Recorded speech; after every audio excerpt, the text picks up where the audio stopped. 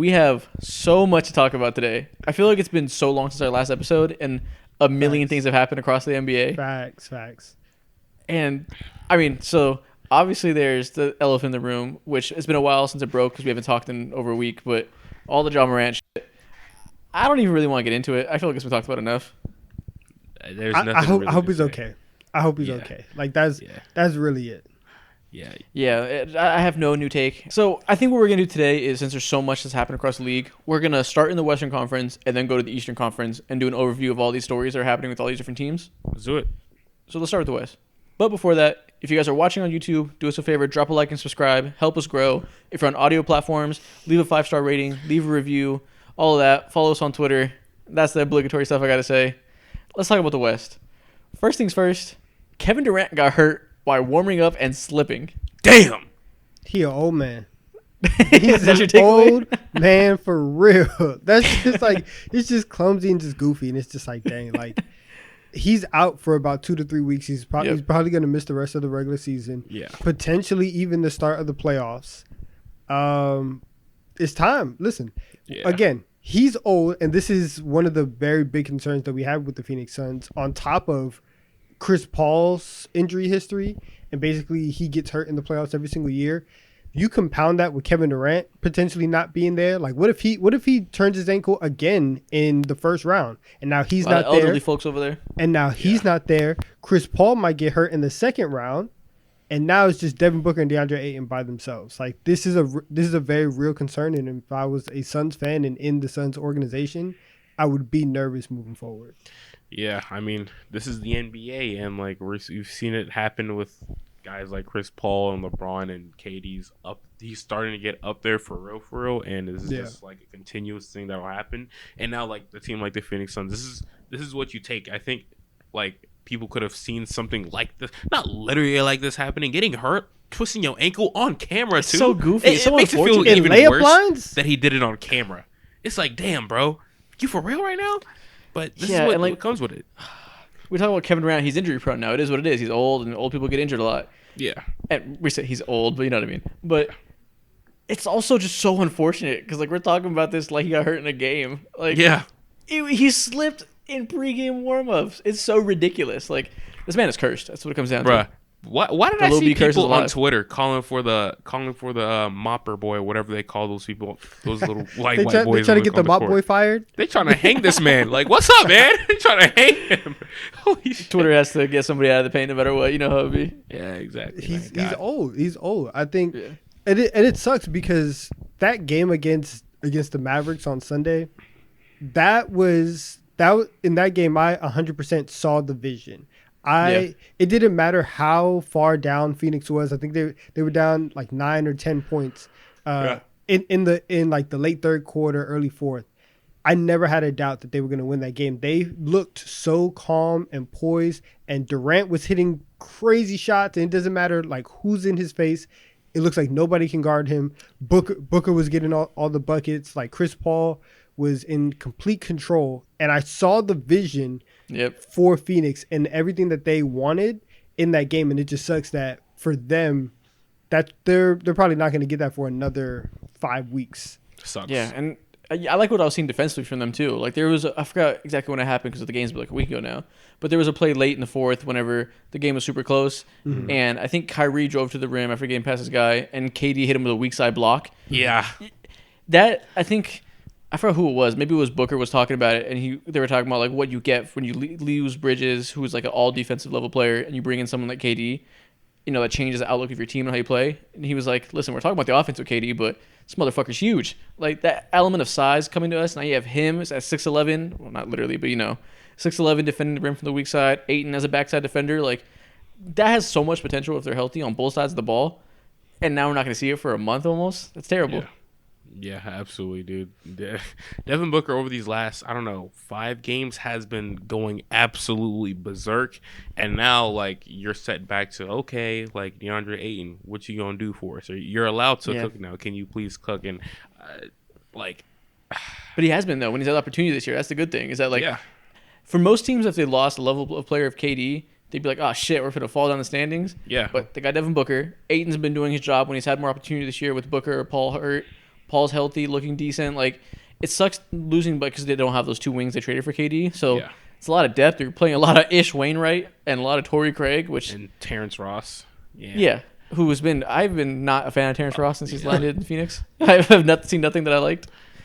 But yeah, so I think what I'm asking is, they have the names to stay afloat. Do you think they're going to stay where they are? Like, do you have worries about them?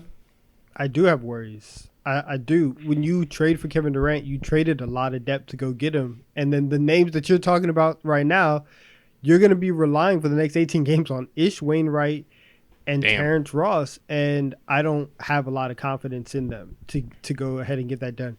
They're 3 games up on the Warriors right now, who are in the 5 spot.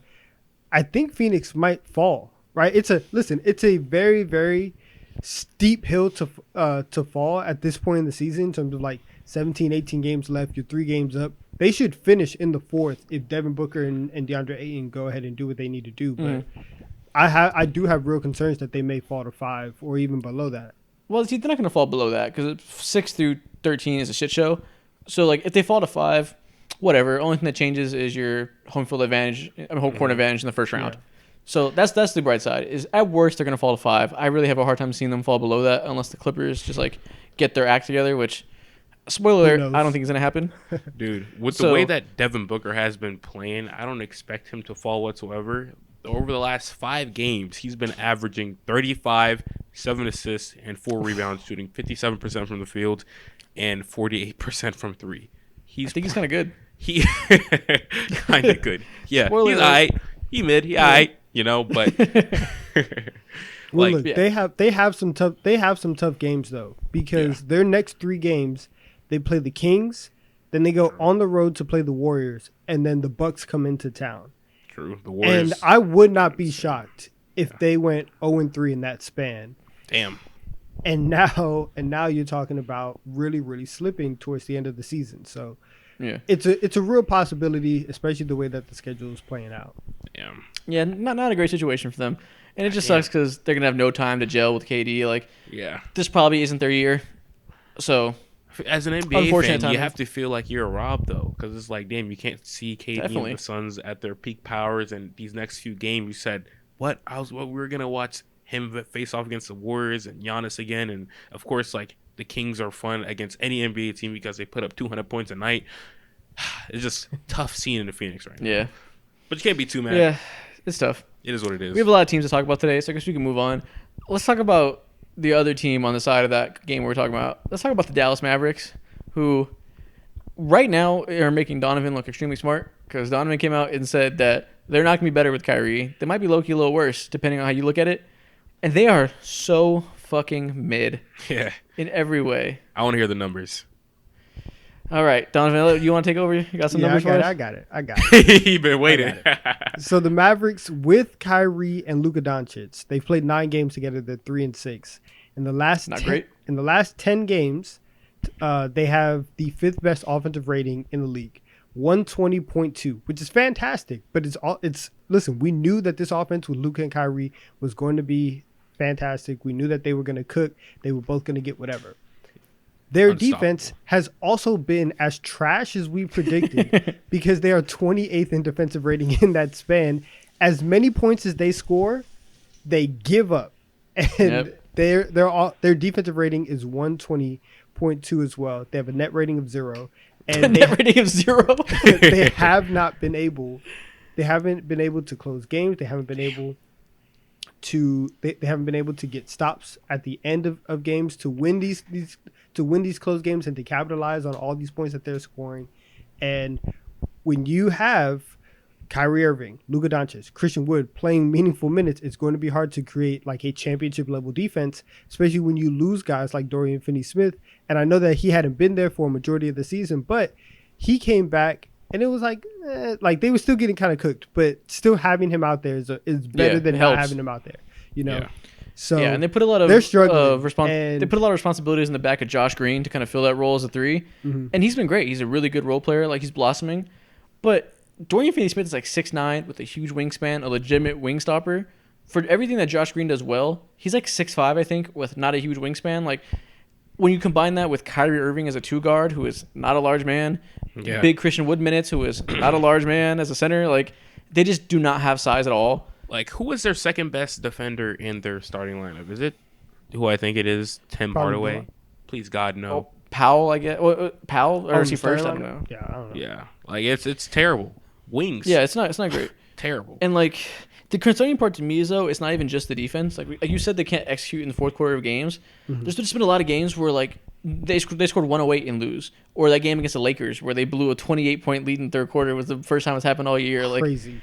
it's sure you can chalk that up to like a new team needing time to gel, and sometimes you're gonna have these like games where you just glitch out and just can't execute. Yep. But I mean, you said the fifth best offense in the league the last 10 games.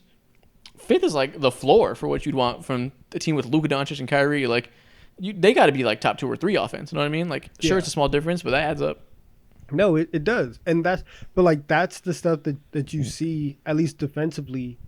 Like, you would want them to be second or third, but then it's also a big deal if you go from the 28th defense in the league.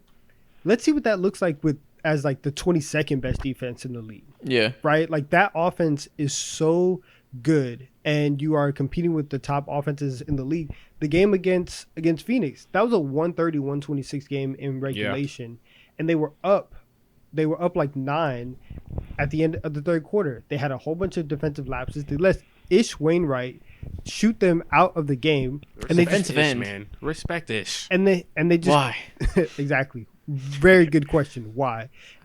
and they got outplayed. And it's simple as that. They lost to the Pacers at home. Damn. They gave up 100. They gave up 124 points. They gave up 124 points to the Pacers at home. Like, Miles Turner looked like an enigma. Stuff like that isn't supposed to happen. Miles Turner hitting step back threes. I saw a TikTok talking about if you put Miles Turner in the 60s, he'd be a god amongst men. They had Miles Turner looking like a god amongst men and having TikTokers talk about it. It's awful. Crazy. It's awful. Man. Yeah, the interesting part too, though, is they're in trouble. What interests me the most is when Luka and Kyrie are both playing, they're +9. Yeah. Like, they have the 124 offensive rating, and their defensive rating is 115. Mm-hmm. So your 2 best players are playing, you're solid, which should be the case. Mm-hmm. +9 isn't like a top tier pairing. Like, I'm sure if you look at like Drew and Giannis, it's much higher than that.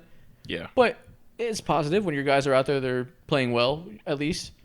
Much better than overall. So it's like, I haven't had enough time to like dive deep into it, but like, what are these bench lineups that are so bad that it's weighing it down that much? You know what I mean?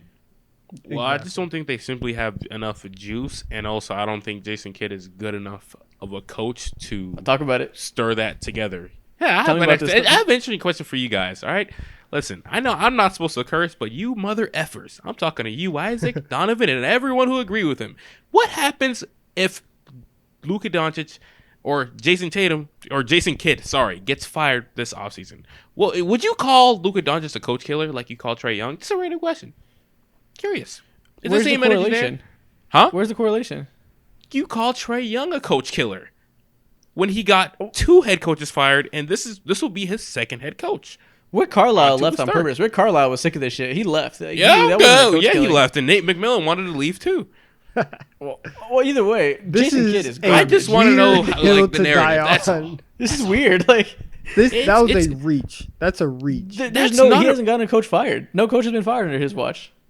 Rick Carlisle left. Nate McMillan wanted to leave, but we didn't let McMillan him. didn't leave though. He got fired. Like, what's your point? My point is, will the same What narrative about Lloyd Pierce? Tell me about continue? Lloyd Pierce. Huh? Tell me about Lloyd Pierce. What's the rationale there? He got fired because he was asked, and same thing applies with Jason Kidd. He's not that good of a coach. I All right, well, don't. that's 2 coaches to 1. I don't know. Like, well, Jason Kidd hasn't even gotten fired yet. What are we talking about? He will be at the Maybe. Well, my prediction that is There's a lot of eventually will projecting. be. No, there's not. this is not This projection. is straight projection. I'm just trying to hold you guys You're just trying to accountable bring just to see other where things people go. down into your misery. This is not a good look. Either way, the difference there is there's been a lot of reported issues with Trae Young's lack of leadership, and like, where there's smoke, there's fire, right? Like, there's been lots of reports about this, and they have personal issues in the locker room. Yeah. We don't really know that to be the case with Luka. Well, I mean, if his coach is out here saying like we just need better energy from you in terms of just like stop moping around on defense or whatever, and like crying for so that's much fair. calls, and like that stuff is that type of stuff, that type of criticism fair. is fair, and That's that's been fair. trailing his entire career. You know, so we can't avoid He had, that. he And had act like Skip it's Bayless not. on TV talking about he pitches after every call. That is crazy to say. Skip Bayless need to calm down. That's Yeah. crazy. Yeah, That's It's that true is though. crazy It's to true. say. I love Luka, but man, he loves to Yeah. bitch. I can't lie.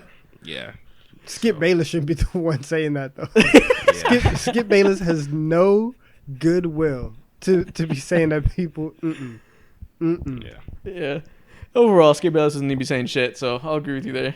Yeah, the Mavs are cooked for the future, man. If like this doesn't work out, like you sacrifice a good part of your future, whatever assets that they had left, which was Watch Kyrie leave too. But yeah, I That think would he's be hilarious. Wow, why would he stay? We're going to take a quick break from the pod to tell you guys about Underdog Fantasy, the best and easiest way to play fantasy sports online. And it's super simple to get in on the action. You can play online or you can play in the app. And all you have to do is hit higher or lower on your favorite or least favorite player stats for the night.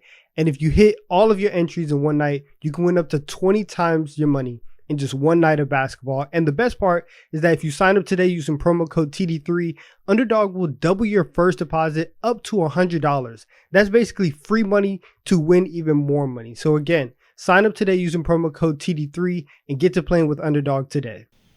Oh, hold up. I just realized I forgot to do something. What? We didn't show the people the plaque. Oh, facts. Facts. Go ahead and show that off. Look at Tell that. them what it is. Look This is what we all did together. A plaque y'all. for passing 100,000 subscribers for the Deep 3. All y'all made this possible. We got this last week or so. Shout out, y'all. This is Forgot to show you the top of the show. After all those shorts, all those likes, all those comments crying about the TikTok series you do at the start of these podcasts, we finally did it, and we're never doing those series again. Appreciate y'all. That's great. I had to get that out there real quick before I forgot. I had to show them what they did for us. Yeah. Look what we And now let's did. move on to the Memphis Grizzlies. That was the best transition we've ever had in the history of the show. Let's talk about the disaster class that is the Grizzlies. Off top, we know the John Morant stuff is the John Morant stuff. He's currently away from the team with these personal issues. They said he'll be away from the team at least the next 4 games. Yeah. It looks like he's going to dodge that charge for that 50-game suspension. People were rumoring that might be coming his way after the Gilbert Arenas precedent. Appears that they're not going to press charges on him from the Colorado police. So that's probably off the table. But that's not even their biggest worry right now. Bro. I mean, I promise you. Okay, you're right. It Right. definitely is their biggest I worry. promise you, Yeah, not having it John definitely Morant is. is their biggest worry. My bad. It's not their only worry. Yeah. They also have Brandon Clark is dead. He's not coming back the rest of the season. You gonna He's scare gone. some people. You gonna scare some people. Yeah, not only Brandon Clark tore his Achilles, guys. Yeah. He is still living. He's in Yeah. rehab, right? He's gonna get surgery. That you gonna scare some people, man. Yeah. Yeah, Brandon Clark's alive, but he's not going to be with the team for the rest of the season, sadly, Yeah. into next season. Yeah. On top of that, Steven Adams is out for at least another month. So God. that's 2 front court players gone. And on top of that, Draymond Green murdered Dylan Brooks on live TV or Called on him live podcast yesterday. Dumbass. That's embarrassing, man. That was so funny. Yeah, Man. aside from Dylan Brooks getting absolutely fried by Draymond Green. Yeah. The Grizzlies are falling apart. Like they were 2 seed looking. We were talking about them like they're doing their Yeah. job. They're as good as we thought they'd be. I It's looking believe grim. at the towards sometime of the last podcast that we did, I thought that the Grizzlies were gonna slow down, not tremendously, but they were gonna have a couple missteps because Steven Adams, he's a big part of that team in general, and Yeah. they like slowed up for sure, and his presence is still missed, but not to this degree, you know. Yeah. Like, losing out on Brandon Clark, people don't understand how good Brandon Clark is. He's Yeah. a phenomenal. I don't want to say young player, but youngish or whatever you want to call him player. Like 27, You know? he's old ass. Yeah, he 23-year-old got rookie. drafted like a couple years ago, and you're 27 already. Well, it is what it is, man. But they just miss out on so much because you have Jaren Jackson Jr. who like ends up in foul trouble so much, and Brandon Clark is he's one of the most versatile bigs in the entire NBA, and now you have to rely on Xavier Tillman, who is like begging to get cooked every night. He's just too slow, but he's a good player. I But, did not like watching him play. Yeah, like it's not fun like watching him play on defense. Yeah, and the part that sucks too isn't even necessarily just Brandon Clark as himself in a vacuum, but for years now, they've known they can rely heavily on bench lineups that include Jaren Jackson and Brandon Clark as your 2 front court players as a duo. Yeah. For some reason, they're good apart. Together, they're just fucking awesome, especially in the playoffs. You have this small versatility while still having rim protection. It's elite. And losing that for the whole year for your playoff run, like not having that tool in your back pocket, sucks. It's elite. Just like they can't go small anymore to the degree that they could before, which was a big part of how they were able to like free up so much space for Ja to cook people. He was averaging like fucking 35 against the Warriors before he got hurt because of those lineups they were able to play for majority of the game. Even if Ja comes back, this hurts their playoff chances a lot. Oh yeah, absolutely. no, they're done. They're done, right? Cooked? And they're cooked. I wouldn't be shocked, personally, if we don't see John Morant again. I think like Ever? I mean he'll be back next year, but They like said for the it's rest, Guantanamo? but That's for crazy. the rest of the season, I think it's on the table. I think He'll be back. He didn't kill anybody. He'll be back. no, but like Who knows? I think You're right. they're not ruled like out. suspending him, and they just keep coming out and saying like, all right, John's gonna be away for 2 games. He's gonna be away for 4 games, and then after this next after this 4-game stretch, if Ja's not ready, then I don't know if it would be smart to bring him back when you're trying to ramp up for the playoffs, and then the first like what can't happen is game 1 hits and that's Ja Morant's first game back. Yeah. You know what I'm saying? Like you can't A lot of be- pressure. Yeah, you can't be focused on game 1 of the playoffs and whatever matchup you have, and then everything is just gonna be like, Ja, what's been happening? What have you been doing? Can you talk about Yeah. the incident?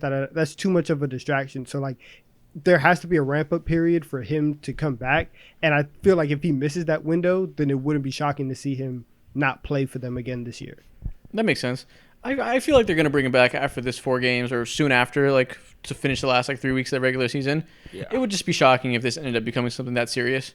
It feels like more like it's. I mean, it is very serious already. Not to diminish it, Yeah, but it's more like it's serious because he's on the path to crime, not that he's done crime. Yeah. So it's not like it's going to be like he didn't do anything horrible yet to deserve that kind of banishment for the rest of the year.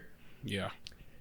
yeah. Gosh. But that's the thing. I don't know if it probably wouldn't be like a banishment, but just like, Soft banishment. yeah, but just like listen, go over there, do whatever you need to do, handle your business, and then like get your mind right, and then come back and Yeah. like There's a lot we don't know. We don't know what his issues are right we now. can talk about this next season, but for right now, listen, they lost 3 in a row. They are 12-21 on the road. They were the number 2 seed. They're now the number 3 seed, and if Shout out the Kings. really shout out Beam Team, The shout out the 2 Beam seed. Team. Yeah, that's so shocking. 17 years they've been out of the playoffs, and then they come back and they're the 2 seed in the West. Just to get mollywopped by the Lakers in the first round. You hate to fucking see it. Oh, whoa. They gonna run the boys out the building. Anthony Davis is going to make Sabonis his son. They are going to run them out the building. Malik Monk is going to give everybody just nightmares. Gonna throw I fits. promise you. Wait till he meets Malik Beasley, the better Malik Monk. Yeah. That's great. Yeah. They're going to clash. Anyways, They're going to be head to head like that Madden cover. Memphis. That's funny. Shout out Madden. What Madden 10? 2010? Yeah. Yeah. The Grizzlies. They need to figure themselves out because they Yeah. are on the verge of spiraling. You have all these injuries. This is the worst time to be a Memphis Grizzlies fan, and I feel bad for the fans, for the team that has become kind of annoying. Hey, it'd be like that Yeah. sometimes. Damn. Now you have to rely on Dylan Brooks on being like your actual 3rd, 4th option or whatever. Taking them nasty, jacking up the most random nasty shots. Yeah, that team is in the Like blender. 35% from the field for the year. Yeah, Ugh. that team is in the From blender. field. Yeah. It's so trash. Who He's does awful. that? From the field? Bro. He's so bad. Yeah. That's I'm so glad Draymond Green cooked him.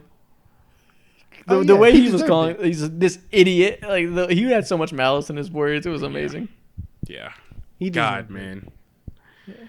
This Let's move on I to feel so our sorry to for our him. last Western team, which we just alluded to. We're gonna be quick about it, but we got to talk about the Lakers a little bit, just because our last episode was titled around "They're fucked" because it was right after LeBron got hurt, and we were talking about they're kind of cooked. They are not cooked. Like so far, they've been battling. I think they won 3 of the last 4, and in those wins, pretty much since LeBron got hurt, Anthony Davis has gone back to early season Anthony Davis we saw when we were talking up here. Like, is he like back to being a top 5 player? Like, Yeah. he's like him again. He's Yeah. averaging 29 points and 13 rebounds with 2.6 blocks. He's a two-way force. He can't be stopped. And this team is just incredibly competent. Yeah, man. Last night he sacrificed his nostrils, so shout out to him. Dennis Schroeder's hooping. Austin Reeves is like just doing incredible. He's an incredible love him. role player. Jared Vanderbilt, like everybody knows what he's about now, and he's like letting the media ride his meat. So shout out to him for finally getting that. Like everything's just clicking. They don't even have D'Angelo Russell yet. So yeah, he's coming back on Friday. They finally confirmed today. Yeah, yeah, LA people are up right now. Yeah, in the last 10 games, they have the number 1 defense in the league at 107.6, which is pretty good. It would be top of the league for the season. And the next 5 teams are all at least 109. So they have like a pretty good lead over number 1. Like they've been by far the best defense in the league. Yeah. And like you said, it's because of Jared Vanderbilt. Yeah. There's obviously when you're that high and that small of a sample size, there's some shooting luck involved usually, which has been the case for them. Teams are shooting like 31% from 3, which isn't sustainable. So they'll drop down a little bit. But I think this Jared Vanderbilt and Anthony Davis front court together, it's like your floor is like a top 5 defense right now. Yeah. Like, that is a legitimate building block to build off of. Even you're seeing now with LeBron not there and D'Lo not there, you can win games with the tenacity they have and this floor of a defense. You just got to be confident on offense on any given night. Yeah, exactly. And you can expect that with this, like, the consistency that guys like Dennis Schroeder has, like, given them. It's... where would you guys be without Dennis Schroeder, man? This needs to be... You need to have a Dennis Schroeder appreciation podcast. Oh, he's been great. I love him. To be honest. Yeah. Yeah, I've always been a Dennis Schroeder defender. Like, I think he's good. Like, he's legit. You don't give him $80 million out of this season? Listen, I'm not an idiot, but I like him. Don't test me. Man. I don't like a lot of people for $80 million. Yeah. So my question to you guys now is, like, with the slaughterfest that is in the West, do you see the Lakers making it into the play-in? They're playing right now, and I think they're 9th seed or something like that. And I had them probably as a lock. I mean, look at the teams around them. They're the 9th seed. The Pelicans are the same record as them, but they're the 10th seed because tiebreaker. Yeah. Zion's out for another 2 weeks. The Pelicans are in free fall. I don't see that turning around. Yeah. The Thunder are the 11th seed. They're the Thunder. They're unserious. Shea isn't playing back-to-backs anymore because they want to get that lottery, and he has an abdominal injury that they're being slow with. That's so lame. Slow. It's not really because of that, but it's because they're playing safe with his injury. And then the Trailblazers fucking suck. Yeah. Jazz dropped to 13. They're finally... The House of Cards is falling apart. Sure. So, like, are you scared of any of those teams passing them up? Honestly, I thought they were finished. I thought they were done. I'm so frustrated. It makes me so mad looking at these guys. This is terrible. I thought the Lakers were cooked. Yeah. LeBron got hurt. D'Angelo Russell got hurt. They were in free fall. They had just traded half the team. Yeah. And somehow they have made everything click. I don't understand what is happening. Isaac just left, and I know he's coming back to put on a jersey to make me upset. Oh, he's so lame. I'm already mad from everything that I'm about to see. Yeah. Yes, the Lakers, for every single reason that Isaac just said, the Pelicans, who, by the way, beat the Mavericks. What did he do? He went on. I couldn't find a jersey because I'm moving and I packed them, but I found a hat. He called it. It's dying, yo. I couldn't find I packed my Magic Johnson jersey in a box. I'm moving to LA, so this is all I can do. Damn. I know you. Yeah. This is terrible. Shout out to you, Isaac. Goddamn, man. You should be happy as hell. Like, who would have thought that the Lakers, like, once LeBron got hurt, we were all like, it's over. It's wraps. They have like zero chance to go ahead and like still fight this playoff race that they're fighting. They've been fighting. I said that so I didn't sound like a Lakers dick rider. I didn't believe it. The Lakers found themselves. The Lakers found themselves down 28 on national TV and looked around and was like, and guess what? They said we got them exactly where we want them. I knew they'd win. No, you didn't. I did not. I actually turned the game off. This is terrible. It's awful. But yeah, they'll probably make the play-in. Yeah, they're back in the mix at least. You never know because LeBron's out, so they could very easily lose 3 straight. Yeah. But they're going to be in this play-in range, and we all thought they'd be sunk. So at the minimum, they surprised us there. Yeah, exactly. Shout out to the Lakers, man. You know what? Let's move on to the East. We're 30 minutes in. We have a whole nother conference to talk about. We got to start with... Listen, I got the cook about the Lakers. Donovan, it's your turn. If we're talking about the Lakers being great, if the Lakers are in a great spot, the Knicks are in the best spot possible. Yeah. The best spot possible. The New York Knicks are steaming up. They're steaming up the Eastern Conference standings. Listen, we might mess around and win a playoff series this year. Jalen Brunson, I apologize. I disrespected you. I guess I wasn't familiar with your game. You don't deserve it. Because you came in this season and you have balled out, and you have been exactly what all Knicks fans have been looking for. Emmanuel Quickly, my son, you have been balling. You have been balling and hooping. Josh Hart has been exactly what we needed. Julius Randle is now contract year Julius Randle. It's beautiful. Mitchell Robinson, the anchor of a defense. Guys, 9-1 over the last 10 games. Fantastic defensively. We are one of the rare teams in the league that have a fantastic record on the road and have a winning record at home. I'm telling y'all right now, we might mess around and win a playoff series. And it's the way that's shaping up right now is that the New York Knicks are going to play Donovan Mitchell in the first round. Y'all gonna get claps. We're sending Donovan Mitchell home. And we're going to tell him and show everybody else, we don't need you. We're good over here by ourselves, and we're going to be just fine. Yeah. It's going to be a great series. It's going to be a great series. Where all that stuff that you saw 2 years ago, right, when we played the Hawks in that weird COVID year, when everything was weird and upside down, that's not happening this year. This is a real basketball team with real expectations and real hope, and we're going to do it. I mean, Evan Murray's going to have Julius Randle in hell, but it'll be fun. Drop the mic. It'll be they're great. Bro. Like you said, you buried the lead for a second. They're 9-1 the last 10 games. 9 of those wins were in a row. They're incredible. And the weird thing about it has been, a Tom Thibodeau team is known for being defensive oriented. He's very old school and hard nosed. Doesn't play his young players because he wants people that are disciplined defenders. But in this span, let's go to the last 15 games. They're not even like a great defensive team. They're 12th in defense, but they're third in offensive rating. Crazy in the last 15 games. Yeah. Behind just the Kings, who are like just god tier offense, and then the 76ers, who we'll talk about later. Yeah. They flipped the script. And why are they doing that? Another thing you alluded to, Jalen Brunson is fucking him. In his last 15 games, he's averaging 28.6 points, 6 assists, 3 rebounds on 54% from the field and 42% from 3. Woo! He just became Damian Lillard. I was about to say, it sounds like Damian Lillard numbers, bro. What the hell? That's some beautiful numbers. Right what are you seeing from Brunson, Mo? I've seen the same old stuff from Brunson that we've been seeing since last year, but just in another level, another echelon. Like this is. Yeah, I was gonna say, I don't think you can say it's the same old stuff. It's definitely it's the same stuff. Like it's the foundation, but it's taken up to a whole nother level. He started this project years ago, started construction years ago, and now he's built up this fucking penthouse skyscraper penthouse of a fucking game that he has, bro.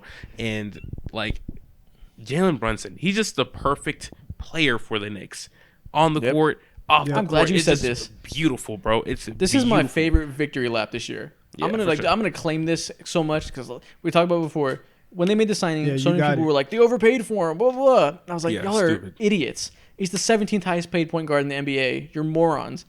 And the reasons people like me were saying that is because when he played in the Mavs last year, in the games where Luka was sitting, he averaged 22 points per game and 7 assists. Yeah. A player that would average 22 and 7 for the season deserves the money they gave him. So coming in, we were like, he does everything the Knicks would need. He's a good scorer at the rim. He's a good mid-range shooter. He's a good playmaker.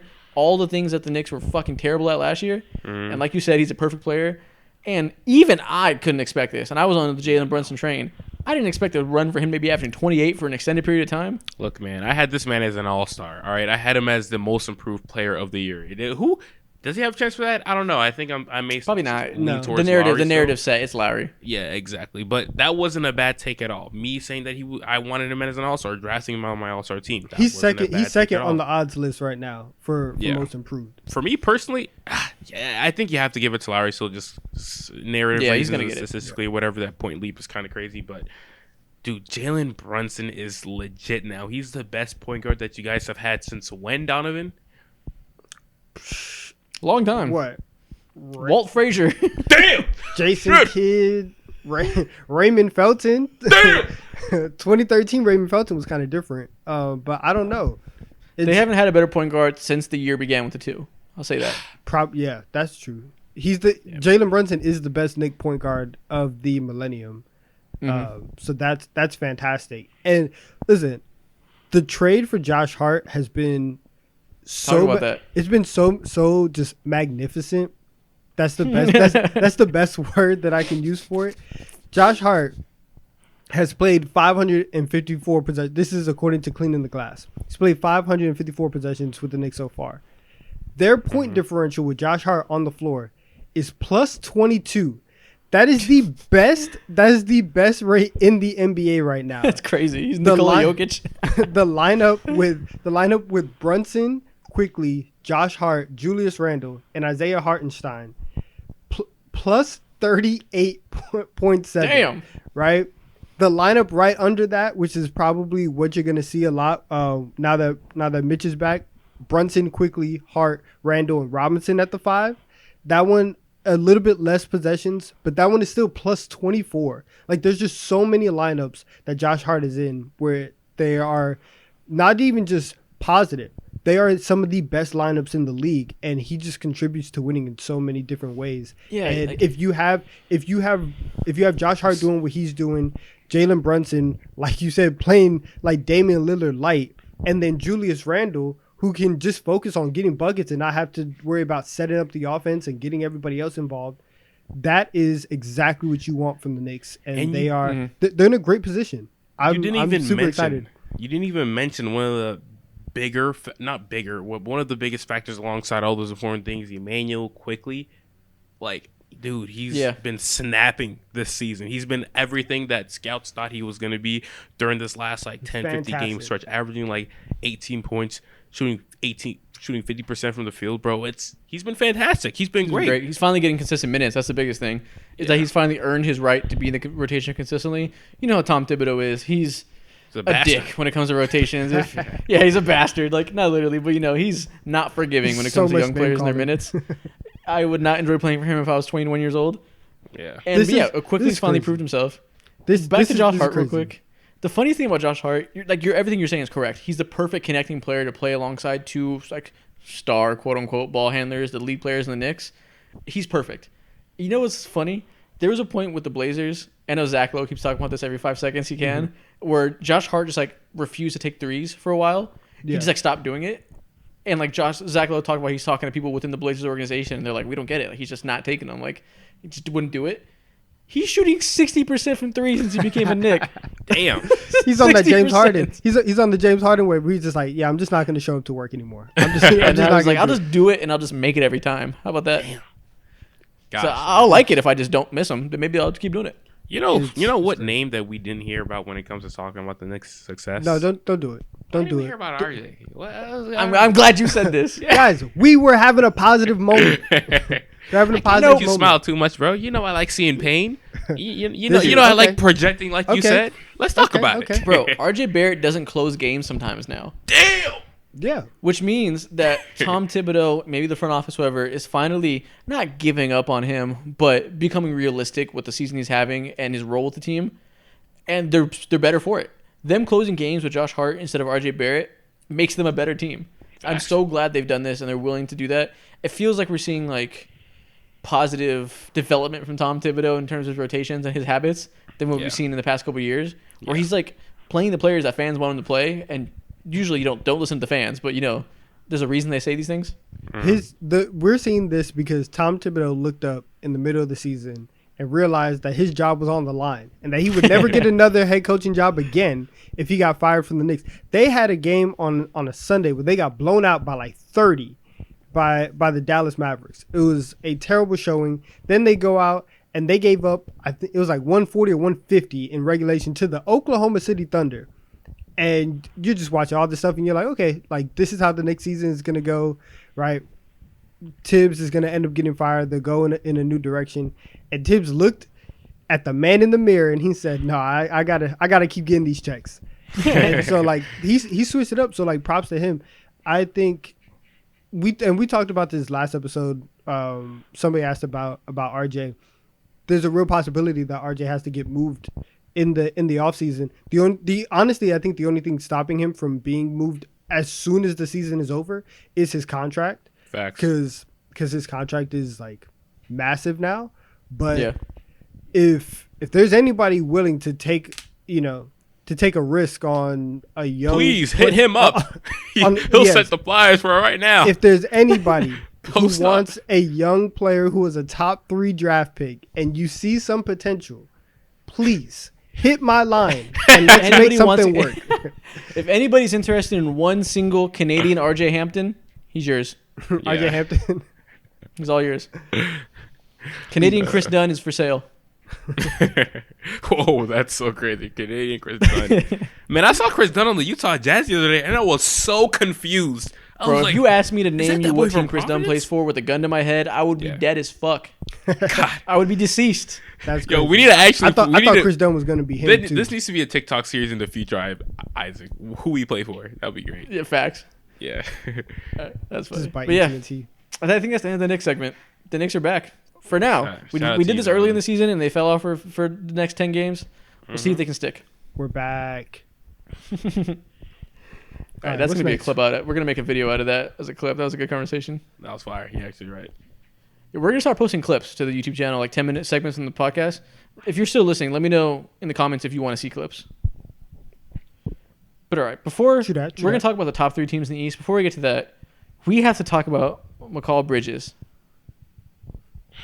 or Man, Mikal. I can't. How the fuck do I say his name? I can't get it right.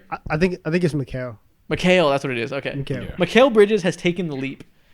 In the time he's been on the Knicks, 10 games. Fuck, I'm brainwashed. Nets, Since the time he's been on the Nets, he's averaging 26.5 points, 5 rebounds, 3.3 assists, with 52% from the field, 48% from 3, and 92% from the free throw. That 50, is just, 40, 90 with room to go. Yeah, I like that. That's just prime KD, bro. Listen, I don't know if he makes that noise, but but he does the Bro, voice does he not variation. stick his tongue out? I don't think so. That was the zestiest. He doesn't drop down and get his eagle on. that was the zestiest celebration I've ever seen. That's crazy. But yeah, he's him, and he's making the Yeah. leap that we all hoped he could. Everybody, it's been funny 'cause on Twitter, people were like, "Oh, the Suns got rid of him. They didn't know what they had. They got rid of a blossoming star." You got Kevin Durant. Like You dumb idiots. Why do you think he was a centerpiece of a Kevin Durant trade? They knew what they had. They had to give up something to get a top 10 player. yeah. Yeah. Man. Yeah. Listen. He's everything you wanted to be. He looks great. Facts, From exactly. the desk of my fantasy basketball team, thank you, Mikal Bridges. You have single-handedly made us a playoff contender again. I really appreciate you. But he's been like you say, he's been really, really great. And it was very interesting because when Brooklyn got everything back from Phoenix and from Dallas, they had a lot of fours, they had a lot of forwards, a lot of like pieces that would help them be like a scrappy team that can, compete for 42 games a year, which is basically like that's kind of on the pace that they are, because even though that Mikal's been great, they're 3-7 or 4-6 in the last 10, like they haven't been fantastic. Yeah. But I think it's very interesting to see Mikal take over the offense and be able to step into another situation and instantly be like the man offensively, especially coming off of like what the Nets were, where Cam Thomas was kind of ascending into being like a really good scoring option for them. Now we got 3 straight DMPs. That's crazy, bro. Yeah. One thing that like I know this conversation is going to happen. Let's say if like the Phoenix Suns just are a first round exit, you're gonna have fans out there that'll be like, "Oh man, we should have just kept Mikal Bridges instead of KD because like he's doing the same exact shit and he's actually healthier and he's younger and shit like that." But it's like, bro, let's be real. Like in that situation, Devin Booker's not letting Mikal Bridges cook. CP's not letting him do that shit either, bro. Mikal's great. He's a fantastic role player, but in certain situations, like you kind of maxed out and peaked your like what you're being asked to do. Yeah. And for a young player, situation is everything. I keep on preaching about this, and like this is just one of those situations where the focus is all on him. Yeah, he's thriving. It comes down to somebody like Kevin Durant can score 30 while Devin Booker scores 30. He's good enough, has that type of scalable game. He's that guy. Bridges isn't like that. If Bridges could score 28 in the Suns, he would have done it. He just doesn't have that type of skill set. He needs the ball in his hands more to do what we're seeing him do. So like it's just like it's useless to kick yourself as a Suns fan and be like, oh, what could have happened if we let him develop? Like he wouldn't have been Kevin Durant. I'll tell you that. Like you're gonna do fine if you're a Suns fan. Yeah, you'll live, bro. Shout out to the Nets. Shout out to Mikal Bridges. Facts. Just wanted to quickly shout him out. But now we should talk about the meat and potatoes of this Eastern Conference. These top 3 teams are close as hell and have all been interesting in their own right. Let's start with the Bucks. Bro, the Bucks are unbeatable right now. Bro, they're so unbeatable that Giannis is deservingly so in MVP conversations again. Yeah, he's forcing it back into a conversation with Jokic, which There's been a lot of nasty conversation around this MVP race in the media lately. I ain't gonna lie. If Kendrick Perkins probably been watching our YouTube shorts, and he been seeing all your drafts, all your patterns of who you like to select first, and he's like, "This motherfucker Isaac." I just want to butcher the shit out of your last name. We don't gotta get too far into it. I don't want to talk about that toxic old ass conversation. But I will say that Kendrick Perkins is the worst thing that happened to NBA media since fucking. Kendrick, I'm not gonna make that joke. Awful He's horrible for NBA media. Yeah, don't say that. Good job. Kendrick off of Perkins, man. What do you expect? Yeah, I hate that guy. But yeah, the Bucks are fantastic. They're back to the 1 seed now after a slow-ish start because of health. We did our team ratings for the year. We gave them grades so far in the season around the trade deadline. I gave them a B. You guys gave an A because they're starting a little slow, and I was like, they haven't been as good as the Celtics. If we redid that today, I would give them an A with ease. Like, they're back to the 1 seed, back to being as good as you'd want them to be. They've been bringing Chris Middleton back slowly. He's been coming off the bench a lot. Mm-hmm. In this last game, he finally started for the first time. 24 points, 11 assists. He's starting again tonight. He's back in the lineup. Yeah. If they're rolling how they have been, and Chris is finally coming around, he's going to be back to like 2021 Chris. This Along with make a run. Drew Holiday playing the way he is and Brook Lopez having one of the most impactful seasons of his career. The Bucks are nasty, man. The Bucks are nasty. They're gonna win a title. They're gonna win a title. I won't be shocked, honestly. If they're rolling like this, if everything is hidden, if Chris Middleton, like you guys have said, Chris Middleton gets back to his level. Drew Holiday, one of the best defenders in the league. Giannis, one of the best defenders in the league. Brook Lopez, one of the best defenders in the league. Like they are impenetrable on defense. Their offense is. They found out their offense. Let's talk about that. And for a big part of the season, like I was kind of skeptical. My worry was that like, is Chris Middleton like this valuable to the offense to where it goes from like 20th mid offense to one of the better offenses in the league? Yes, he absolutely is. Yep. He absolutely is. It's also because they have such a shortage of shooting this year that it makes him even more valuable. Because, spoiler alert, he can shoot. A lot of those guys can't. Yeah.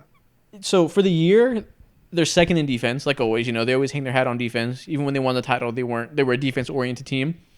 And for the year, they're just 17th in offense overall. So that's what you're saying. Like, it's a very mid-offense. Yeah. And that's why they were starting a little slow as like the 3 seed earlier in the year. But if you look at the last 10 games, they're 7th in offense. So, like, things are starting to click lately. Yeah, absolutely. Yeah, I agree. And he's a little bit more than his shooting. Of course, like, he is obviously one of the best shooters on that entire roster.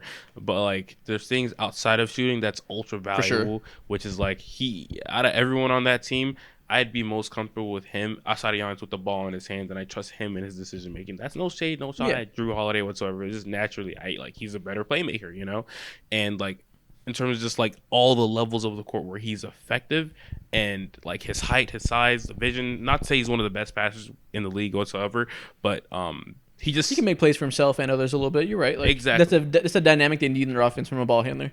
Yeah, exactly, and that just changes especially playing the off offense Giannis completely.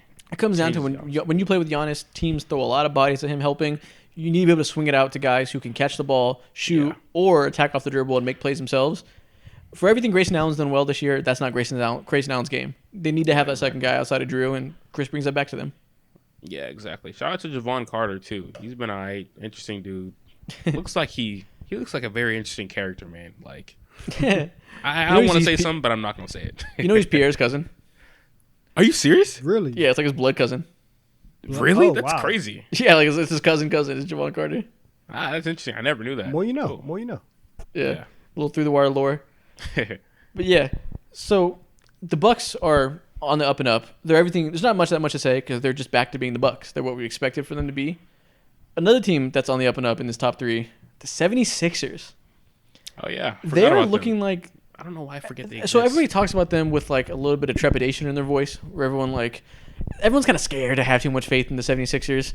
They kind of like, as soon as you get confident in them, they make you nervous because James Harden fails every year. Joel Embiid gets hurt every year in the playoffs. PTSD.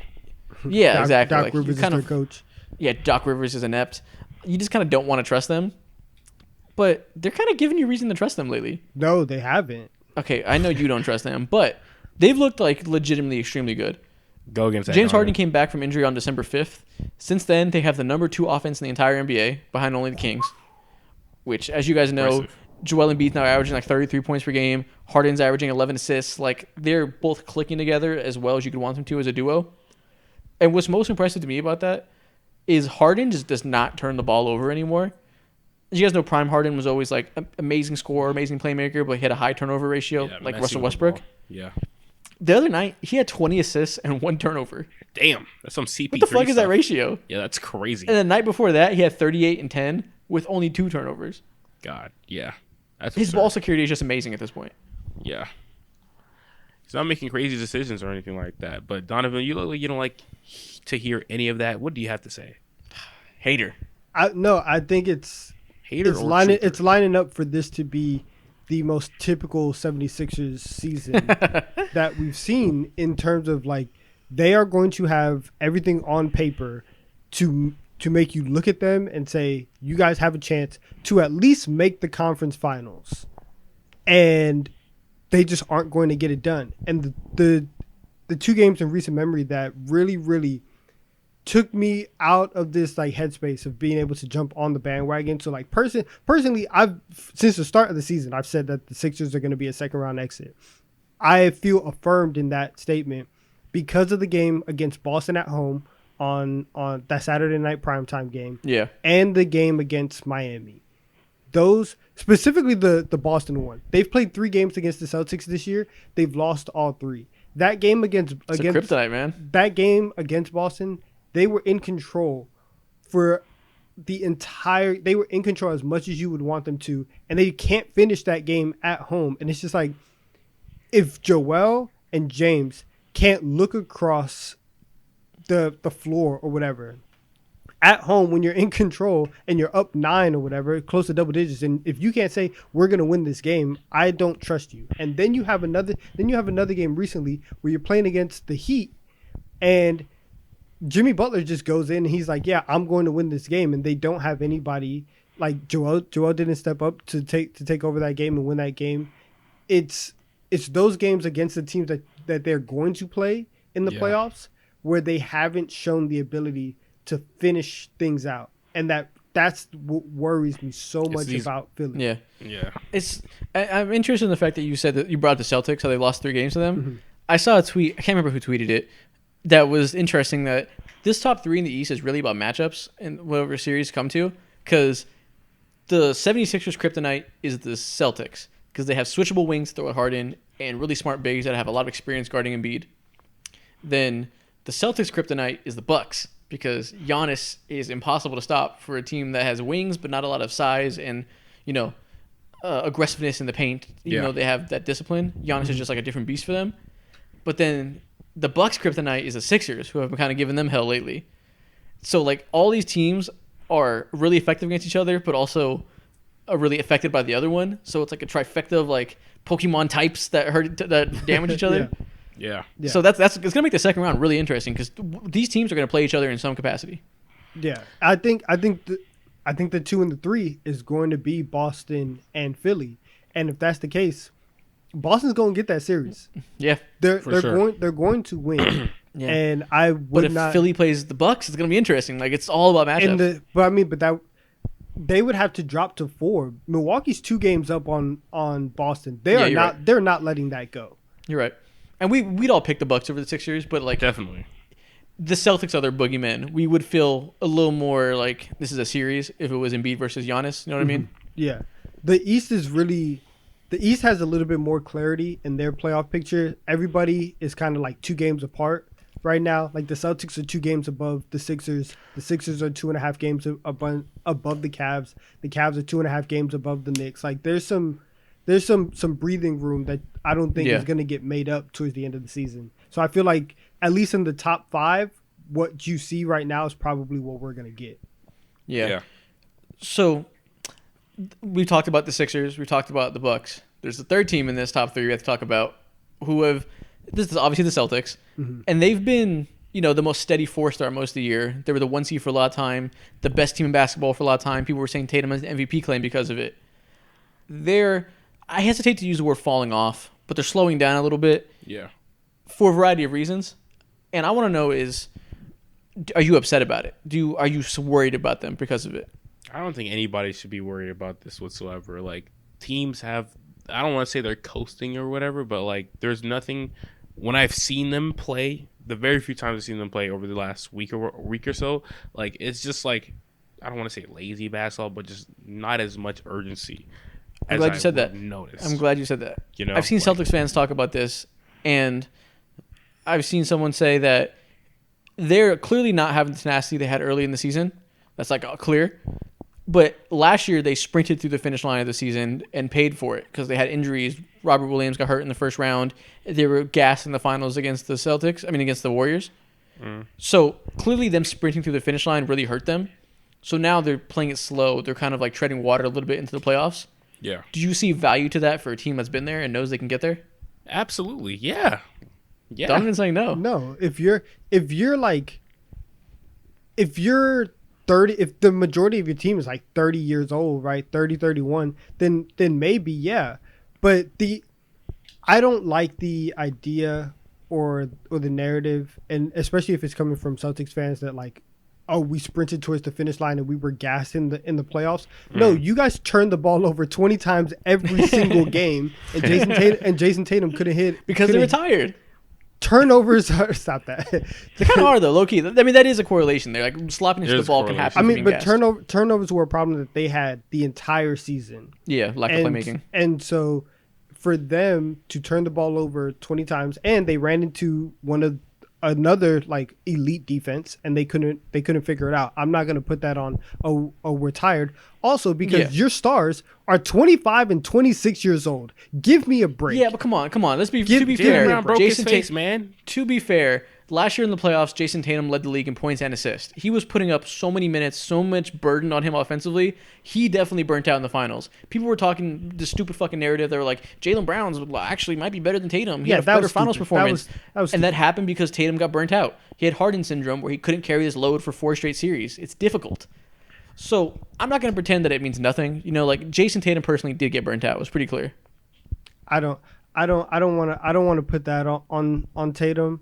I think I honestly feel like that's unfair to Jason Tatum to say that he burnt out in the finals.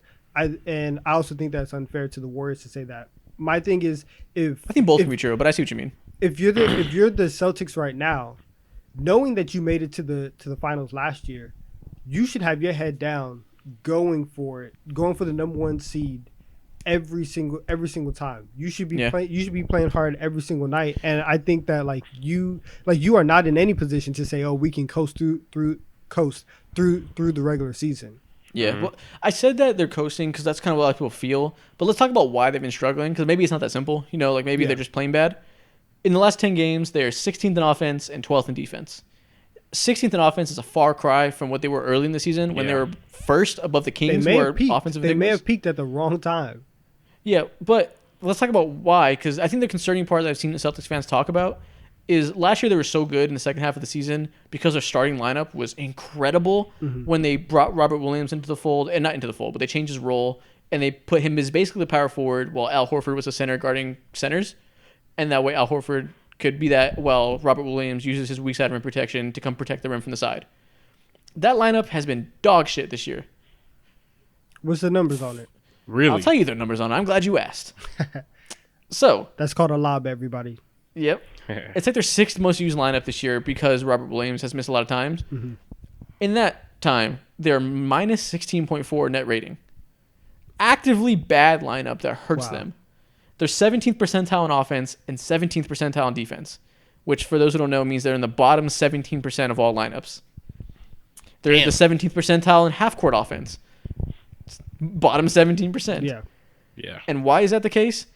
Because I think we're starting to see, one, Robert Williams doesn't look like Robert Williams quite yet. He looks a little rusty. And I think this year we're really seeing the downside of playing 2 bigs that was kind of masked last year. So, this year, the big thing with Joe Mazzulla, the change has been they shoot a fuck ton of threes. 44% of their shots are threes. When they're in that lineup, it's only 25% of their shots. It's a whole game style, whole style change. It's a whole style change, right? Completely changed. But it makes sense, right? You have Al Horford and Robert Williams out there. Of course, you're not going to jack up hella threes. Yeah. Oh, I'm sorry. 29% of the shots are from 3, but they're shooting 25% on them. So not only are they not putting up the volume, they're bricking everything with that lineup. Yeah. Which, That's to me, tough. I'm wondering to ask you, was the shooting last year of that lineup unsustainable? Because to me, I hear Marcus Smart, Robert Williams, Al Horford. That's not a good shooting lineup. Yep. I think it was unsustainable. Every single game that they won, it was some type of historic thing happened. Like you had I remember like game 2 in the Bucks series, they shot like 60% from 3 in the first half. Game 4, Al Horford had a career high in the fourth quarter. He knocked down crazy threes. Game 6, Tatum went for 46, career high in the playoffs. Game 7, Grant Williams hit 8 threes, career high. Shout out to his memory, man. I know. I was very frustrated last year watching this team because you would just watch. You fucking hated Grant Williams for no reason. It's like they just couldn't keep it up, and I was waiting for it to end last year, and it's very It's very interesting to see kind of everything that I was waiting for 9 months ago happen now. Yeah, the part to me that confuses me too is it's not even just the offense, right? Like the offense slowing down to not be able to hit shots in the small sample size of that lineup doesn't surprise you, right? But you would think the defense would still be good. Like, it's the same core, the same players. Mm-hmm. Yeah. But it's not. Like I said, it's 17th percentile. They gave up an insane amount of threes from that lineup. 44% of opponent shots are from 3. It's a large number. And teams are scoring on them. They're shooting 76% at the rim against them. When you're playing 2 bigs, one of them is supposedly one of the best rim protectors in the league. It makes no sense, right? So maybe that tells us it's a small sample size and it'll get better. Yeah. But maybe it tells us that when Robert Williams isn't peak and he's not quite as athletic as he is when he's healthy, maybe it's just too slow-footed out there. Al Horford's a year older. Maybe you just need smaller lineups out there. But man. if they put smaller lineups, I don't like. You can't go small just to go small, right? You still have to be able to have like capable small players. And so if they go small and it's like, all right, we'll put Blake Griffin at the 5. Like they're getting. It's not that small. It's not that small. But like you see what I'm saying? Like the option that they have at the 5 with Cornet. Well, no, that's not necessarily what I mean. I mean more so just play one of those bigs and not start both of them, right? Yeah. So like put Al Horford to the bench, start Robert Williams at the 5, and then put like Grant Williams next to him or something. Because early in the season when they were the 1 seed, it was because they had Al Horford at center and then played small around that because Robert Williams was hurt. Yeah. Maybe they got to go back to that and play one at a time. I don't know if they want to do that. They haven't really played. Like Grant Williams has been really inconsistent in terms of his minutes. Like he's been in and out of the lineups. I don't know what it is that they've been feeling or I guess not feeling with Grant, but apparently that's just something that they don't really have too much interest in. Yeah. Do you think they go back to the early season starting lineup where Derek White was starting? Tatum at the 4? Derek White has been cooking, so you might as well try it. Like, they have nothing to lose. If what is happening and what you guys are suspecting, like, there's some not serious issues, but they're running into some kinks. They haven't had any kinks throughout the entirety of the season. So, like, if it's happening now, like, now's the best time to make those adjustments. Yeah. But honestly, I'm not worried about them, like, in the slightest. I'm not worried about them overall, but I'm worried about that lineup, which was their bread and butter. Yeah. So I think the outcome is just they go back to Derek White starting and only start one of the bigs. Maybe for now, Robert Williams has to be your 6th man. Maybe it's Al Horford. But they were cooking to start the year, and once Robert Williams came back and they've kind of integrated this bread and butter from last year, it slowed down a little bit. So I think that should probably tell you something. That lineup that you're talking about with White starting, and you have Marcus Smart, Derek White, Jaylen Brown, Tatum at the 4, and then Horford at the 5. That's their most played lineup, and it's a very, very efficient lineup. They're plus 13 with that. Yeah. In the 77th percentile in that lineup. So it's clearly way better. it's clearly effective, and plus 13 is much better than minus 16. So bro, their offensive rating is 121 in that, and in the original starting lineup is 105. Damn, that's 105 is fucking piss. That's horrible. Yeah. Huge drop off. Yeah, that's tough. Yeah, but we'll see. Of these, so the question I now have to ask is: we talked about all 3 of these teams. Who are you most confident in to come out of the East? Bucks. Yeah, definitely the Bucks. Clean sweep over here too. It's the Bucks. Yeah. Definitely the Bucks. They've given us no real read. The only worry that we've had for the Bucks all season was like 3-point shooting or whatever, but that's like a direct correlation of like health, and so that fixes itself over time. And so like the Bucks, they're just the Bucks, bro. They're consistent, steady, and they're ready. You know, so yeah. I guess that's what it comes down to. Is it's hard to when you know the team is healthy around him. It's hard to bet against Giannis. Plus, exactly, he's the best player out of all these teams, so it's easy. Yeah. it's if they're all clicking at the best capabilities they could all be, It's wraps. it comes down to you're not going to bet against Giannis in the East. It's wraps, bro. I 100% agree. They're gonna win the title. He's gonna get his second Finals MVP.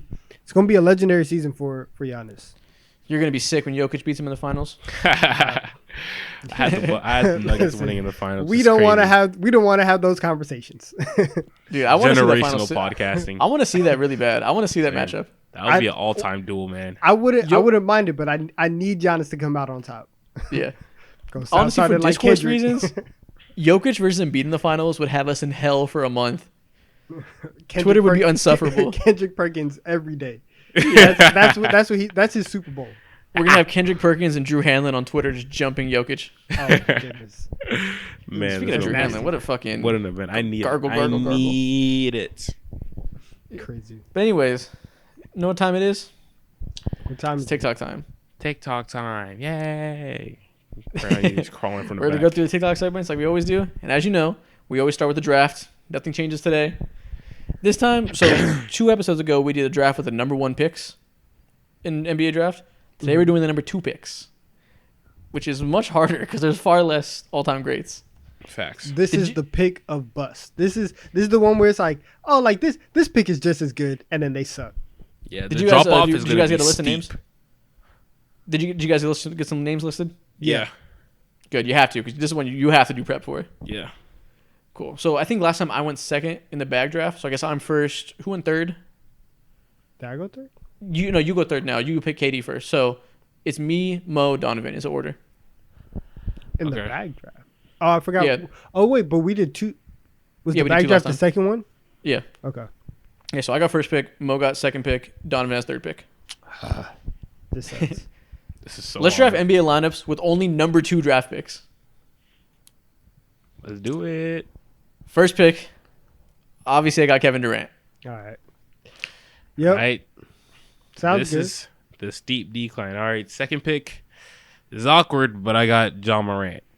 Okay, I Projecting can't be like mad at hella. it. I think it's a bit of a reach, but I see it. Yeah, I'm projecting, bro. Projecting. Okay. Let me get my list up right now.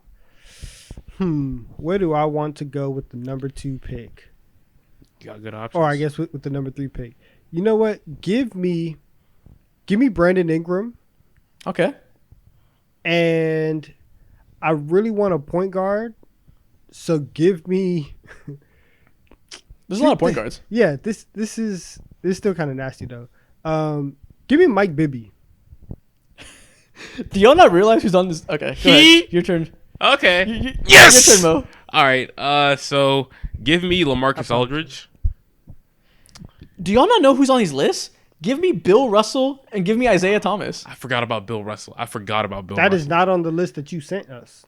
There's 2 different lists. I said, bro. Well, Bill Russell drafted like the 60s, so you had to do your homework. Yeah. I Oh, forgot this was about Bill Russell. Oh, this was the second link. Mike Bibby is crazy. Yeah, Mike Bibby is an all-time fumble, Oh, bro. that was the second link. See, here's what happened. Here's what happened.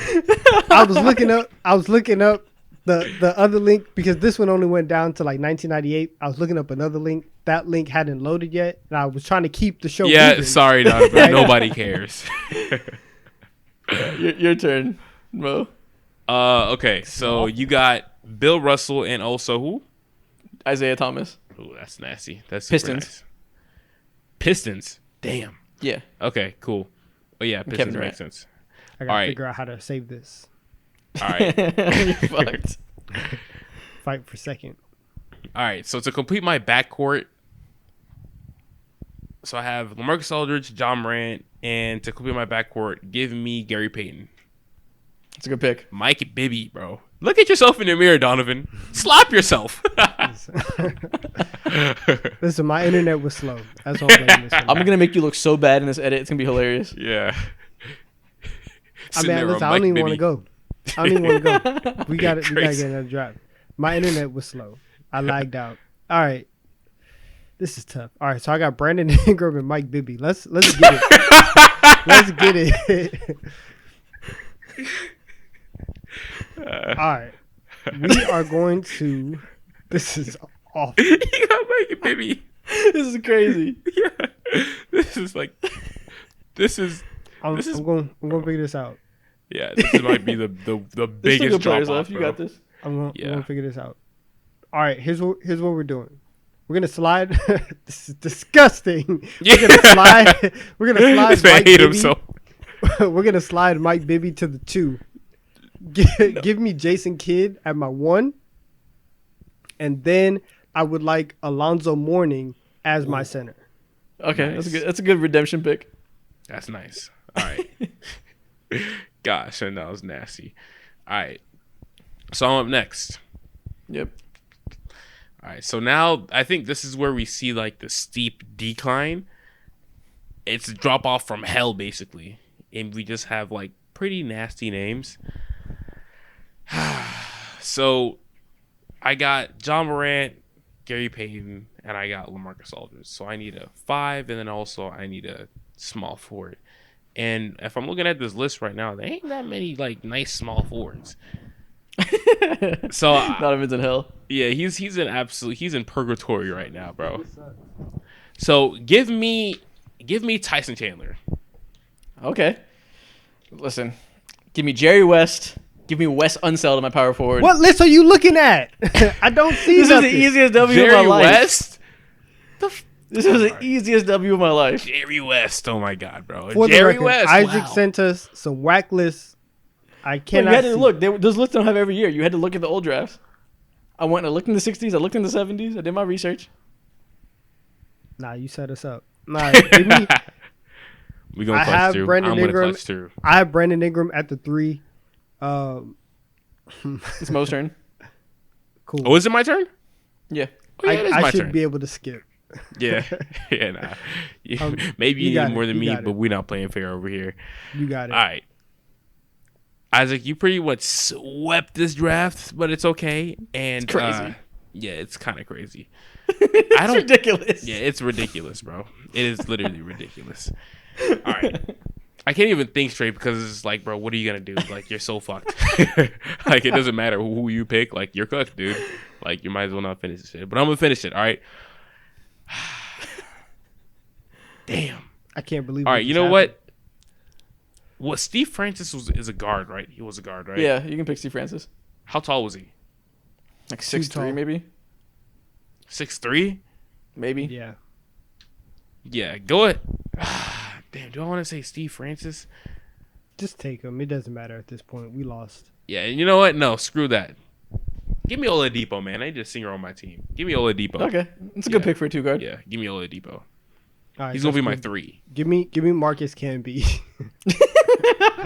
Man, one of the nastiest shots in NBA history. That is a great way to I'm not gonna solidify lie. your draft. Listen, not for nothing though.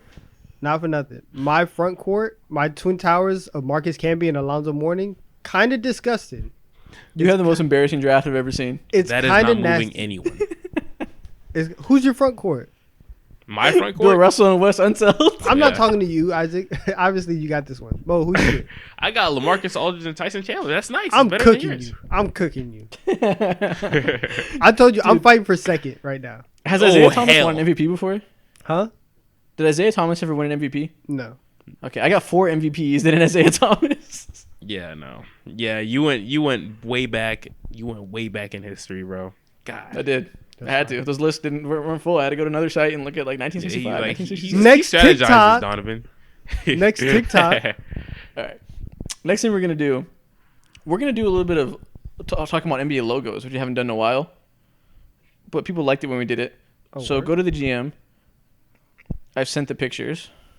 So I'm gonna show you guys old logos and new logos, and you're gonna tell me which one's better. So I'm gonna say the hook. Which NBA logo is better, old or new? Which NBA logo is better, old or new? The Warriors. I haven't gotten anything, to be honest. Bro, I sent it earlier. Go look. Oh Scroll yeah, up. it's up there. Okay, never mind. I see it. This is Alright, tough. here we I go, like here the we old though. The old is very like distinct. I've never seen a logo like that or anything close to it in my entire life. And I'm sad that they went away from it. I think That- that was kind of dated. I don't know. That's what I was going. But that dated is old the one new. is very. It's so 2000s. And Yeah. just- And I can like old, like very 2000 stuff, but like there's a fine line there. And I think this might just be a little bit over it. I don't need a mascot in my logo like that. I don't need a guy in there. The mascot looks so powerful though. Like it makes you feel like a He's superhero. brolic as fuck, but like the new one's cleaner. Brolic. I can't be mad at that, but give me the old one for sure. I think the new one has reached like iconic levels that like because of the run they had that like this is gonna be like one of those logos that never changes. Bro, take that history out the way. We just talking about strictly logo. It still is better. No, it doesn't. Right. The Milwaukee Bucks. Oh, this is tough. I don't know why, but I've never been a fan of green and red together. This dude hates Christmas. Maybe I do, but give me the new one. Bro, it's the new one easy. Look at the two Bucks in the eye. Look at both Bucks in the eyes. The old one looks like Bambi. It looks like a coward. Yeah. That is a bitch buck. Yeah. Look at the new one. The new one is fierce. Yeah. That motherfucker will destroy Powerful, you. stout. I don't He's like the the alpha font male on the buck new in this one, bitch. So I'm gonna go old one. No, this new buck means business. I'm not messing Yeah. with him.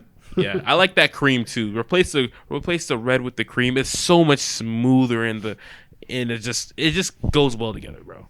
Yeah, I know you love cream. Do you know what you just said? Whoa. Look at his face. That's been Whoa. good TikTok. I know you love cream. Let me have his face cut to it. Yeah. Oh my god. All right. The Clippers. This is tough. They're both ass. That's both terrible. what I was about to say. They both suck. Yeah. These are horrendous. I guess the old one might be a little better, but like this is worse than the mid off. This is a garbage off. I I'll go got with the the new. old one. I got the new. Why? Yeah, the The new new looks like too modern. It looks too like techie, like so Silicon Valley. yeah, man. I really can't choose. They're both trash. Can I? Is there an exit button out of this, man? I don't want to see this. L versus L. Yeah. Next. The Phoenix Suns. Oh, this is tough, but I'm gonna say the old. The old one is nasty. I like the old is it. one too. I like the old logo too. I'll go old one. It's getting close to looking dated, but I think the fire and the bird looks just cool enough that I'll give him the W. Dated is in now, man. I don't know what's I don't know what's It's a up fine with you. line. It's a fine line, but this one's good. Yeah. It's not. It doesn't wash it. Let's just say that. Let's be fair. Either way, It the doesn't Suns wash need it. new branding. Their jerseys suck. Their logo isn't great. Their fonts are always terrible. So I Go think their fix the jerseys Suns. are alright. Go fix the Suns. yeah, somebody fix them. All right. The Houston Rockets. Old These are one. two really good logos. Old one. I think the Yeah. old. Yeah. I agree. Definitely The old. rocket and the teeth on the rocket looks really nice. Yeah, exactly. That R There's is just just- too yeah. basic and boring. Like, There's just so much. There's just so But I much think the new going one was on good, with the though. old one though. There's so much going on with the old one. It's busy, but it's not too busy. It's just enough to catch your attention. For sure, it's interesting. But I'm not gonna say the new one is pretty clean. Like I think it's a strong logo overall, but their old branding is like elite. Yeah, I agree with that. I love the old one, man. Yeah. Right. The Denver Nuggets. This Old is one. hard. The old one. This Clears one, okay. Easy. The I color get- scheme is just Yeah, better. the color's better. And so I have to go with it. I agree with you. The colors are better, but is the logo better outside the colors? I feel like it's easy to get caught up in that, but the logo might not be better. What are we They're doing here? We're just two- some axes over here. No, Give me the mountains. Give me Denver. Completely different logos. Give me the Like, snow they on top of the revamped mountains. everything. Stop that. Yeah, The old I'll one go wins. old, but like I think it's closer than you would think. Yeah, I like old better, but it is definitely so much closer. Yeah, I mean the new one's kind of cool. It's like pickaxes, 'cause, Nuggets is like gold mining. Either way, when you think about it, the name Nuggets is fucking stupid. It's a horrible Yeah. name. Gold Nuggets. We're naming our team after Gold Nuggets. Are you kidding me? What's iconic about the Nuggets though, and this old logo is that they used to stamp these on some jeans in the back, bro. Used to be fire. You kidding me? I was so jealous every time I seen a dude wearing them. God damn. Give me That is some old. hood shit. I can't remember those. That was crazy. Yeah. That's crazy. Yeah. That's funny. But yeah, that's all our logos. We're flying through these. That's gonna be funny. Next thing we're gonna do, we're gonna save the dunks for next week, I think, because this is gonna be a short week anyways. So Okay. we're not gonna have time to post all these. So we'll save that. Oop, leaking our TikTok ideas? Not you. So what we're gonna do now is we're gonna go through some all-time teams, which we did last week, and people liked it and also hated it for some of our picks. We're gonna do that again. So, what was the hook I used? What did I say? It's like let's make the all-time starting lineup for these teams. Yeah. Yeah. All-time Literally starting exactly. lineup for this NBA team. Yeah, I forgot what I said. I'm gonna name some NBA teams, and we have to make their all-time starting five. The Nets. All right, Jason Kidd at the 1, easy. Fire. Vince KD. Carter at the 2. Wait, Is Kyrie over Vince Carter? We're trying to go I think by like Vince actual Carter. positions, though, right? oh, okay. Yeah. I think Kyrie that- kind of counts as a 2. Because James Harden was 1. Like, I think we can get away with Kyrie at 2. Ah. I feel like that's a stretch for this one. Yeah, I can't. Okay, do so should we Kyrie. go Vince Carter to keep true positions? Yeah, Yeah. let's do Okay. Vince. KD is 3. Actually, Yeah, no. for Can sure. KD be 4? KD kind of played the 4 with them. Yeah, you guys can debate that. You guys Because we can got to debate put Julius Irving in there. We have to. Yeah, Yeah, KD okay. 3, Okay, Julius okay, Irving okay. 4. I'm so happy you're respecting the afro. You were Yeah. you were on my ass last time. So anyway, Because he doesn't have a bag like that. But anyways, yeah, Julius Irving at 3, KD at the 4. Is Brook Lopez their 5? yeah. Wait, It's got to be, right? yeah. Yeah. Yeah. Damn, Shout out Brook Richard Lopez. Jefferson's snub is crazy, man. Shout out to the walking thumb. I love him. All right, the New York Knicks. Point guard, Walt Frazier. That's clear. Oh, it's not Center, Jalen Patrick Brunson? Ewing. Center's Patrick Ewing. Mm-hmm. For sure. Small forward. Melo, small forward. Yep. Yep. Melo's the 3. Damn, the who's two? the 2? That's 2 is interesting. You finna have J.R. Smith? Please don't say it so. Nah. Nah. 2 could go a lot of ways. What way is it I'm going? putting John. It's 'Cause not. it's Bernard not- King's a small forward. We can't put him at the 2. Yeah. Can we put Earl Monroe at the 2? Yeah. That's what I was thinking. Put Earl there at the Okay, 2. Earl Monroe. Okay. Who's And the that- 4? Let's see. Stoudemire didn't play that long. This is one of those ones where like. Is would it be Julius like- Randle? Fuck no, it's not Julius Randle. this is one of those ones where it's like Dave DeBuscher. So like Who? out of respect, it's probably Dave, but I don't know, like Amari Stoudemire. Maybe. Sure, we'll put Dave DeBuscher. Why not? Julian- I know his name from 2K. Julius Randle snub is crazy, man. I'm not going to pretend I've ever seen Dave DeBuscher play, but he can have Yeah. it. I don't even know what that man Listen, looked like, listen, man. He, he could has be white, rings. black. He has I don't know what he rings. looks like. Willis Reed? I think he played 5. Oh, okay, sure. Dave DeBuscher. Okay, that's fair. Next. The Cavaliers. Kyrie, for sure. LeBron. Kyrie. Okay, so Kyrie at the 1. Yep. LeBron's at the 3. Yep. Who's the 2? The 2. Let's come back to the 2. The 4 is Larry Nance. Okay, yeah, the 4 is No. Larry Nance. Good cut. Who's the Who's- 5? Big Z. Is he the 5? Yeah. Is he? Yeah. He is. Nah, he can't be. Why? He got his jersey retired. Why not? There's so many players in this franchise. Brad Daugherty. What? Who? You need no more ball. He was him. Yeah, I don't know Brad Daugherty, bro. Sorry. No, Brad Daugherty was he's a good player. Like it's Brad Daugherty. yeah. He was the first pick in 1986. Oh. Okay. And then Alright. the 2. Yeah, 5 is Brad Daugherty. Who's the 2? Wait, real quick before we We're going- continue. who Do we we going? want to argue Mark Price for Kyrie? Nah, Kyrie. I think Kyrie. Kyrie. clears. I Mark think Kyrie Price deserves recognition, but it's Kyrie. Okay. Yeah. I wish we could put if Mark Price at were- the 2, but we're staying true to position. That's what I was gonna say. Yeah. So who's the Who's 2? your 2? It's gonna Is it be- World Be Free? Do we got World Be Flat and World Be Free in the backcourt? That's a Let's good do one. it. Let's do it. Okay, World Be that's Free. fire. That's fire. That's fire. You That's in your fire. bag with that one. That's funny. Okay. The Chicago Bulls. All right, Derrick Rose. D Rose, MJ, Luol Deng, or Scotty. My bad. That's crazy. That's Scottie crazy. Pippen at the 3. Yeah. Rodman the 4 or Kukoc the 4? Rodman. Okay, Rodman the 4. Is it Joakim Noah The the 5. 5? Artis Gilmore? It's Give me either, it's Joakim. either Gilmore or George Mikan. Wow. And Was George Mikan's prime on the Bulls? I think so. I have no idea. No, his prime was on the Lakers, wasn't Was he? Was Yeah. his prime on the Lakers? he? Yeah, I didn't know he was on the Bulls. He's a Lakers guy. Okay. Was he on the Bulls? Am I just making that up? Bro, I think just you might put make that up. Joakim in there. Too much dialogue. Damn. Respect him. He was an all-star. Let me see. Nah, it's Artis Gilmore though. God. I think I'm just making that up. Yeah, Yeah, I think you are, I too. completely made that up. He was just lying. I just And lied. y'all are entertaining I was him, gonna say, man. what the fuck? I just lied. So yeah, it's Gilmore. Yeah. That's funny. The Denver Nuggets. All right, Allen Iverson, Yup. Allen Iverson at the 2? Oh, is Alex English a 2? Or is he a 3? I think he was a 3. I'm gonna look this up. Yeah, let's look this up real quick before we get into it, because he's obviously in over Allen Iverson. Allen Iverson didn't do shit with the net. Allen Iverson's not even on there. Okay, so here's a problem. Yeah. For the Nuggets, obviously Jokic is the 5. Yeah. For the 3, do we go Alex English or Carmelo Anthony? Carmelo Anthony. Melo. Well, damn. Okay, Alex hold on. English, Let's slow down. Alex English was him. Like, it's not let's easy. Slow down. Yeah, that's not. Yeah, that's unfair. That's unfair. It's Carmelo Anthony. For the sake of jersey number conflicts, let's put Alex English. No, I think it's Alex English. Like, he accomplished more than Carmelo Anthony. Let's put Alex English. Can't have 2 number 15s in that court. Alex English it is. What? People are gonna be mad. It's Listen, Carmelo. Yo, people are gonna be mad. But that. if you anybody who's mad in the comments, go to Basketball Reference and type in Alex English. Yep, it is Alex expect English. a spear through your house tonight, Isaac. All right, they're coming for you. The Melo stands are coming for you. Alex English is an 8-time All-Star, 3-time All-NBA Hall of Famer. Like, Alex English is him.